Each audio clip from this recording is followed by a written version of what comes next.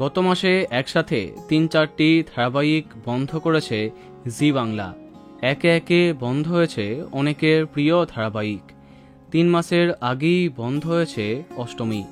অন্যদিকে ভালো টিআরপি দেবার পরেও স্টার জলসা বন্ধ করেছে জল থই থই ভালোবাসা।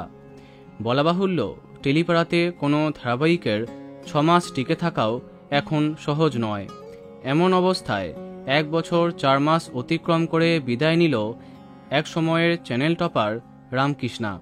হ্যাঁ, কালার্স বাংলার অন্যতম জনপ্রিয় ধারাবাহিক ছিল রামকৃষ্ণা, যেখানে মুখ্য চরিত্রে আমরা দেখেছি নীলাঙ্কুর মুখার্জি এবং নন্দিনী দত্তকে।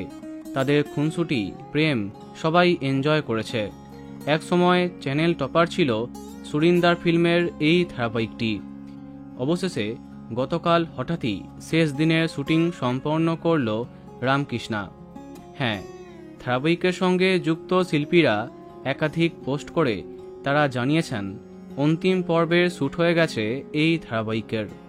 প্রধান অভিনেতা নীলাঙ্কুর মুখার্জি সেই প্রথম দিন থেকে শেষ দিনের মুহূর্তগুলি শেয়ার করে সবাইকে এই মন খারাপের আপডেট দিয়েছেন। তোমরা সেটা দেখতেই পাচ্ছ। বিদায় নিল রামকৃষ্ণা। তো বন্ধুরা, কে কে দেখতে রামকৃষ্ণা কমেন্টে জানাতে পারো। ভিডিওটি লাইক এবং শেয়ার করো। এই রকম আরও অনেক ভিডিও পেতে সাবস্ক্রাইব কারেন্ট বস। ধন্যবাদ।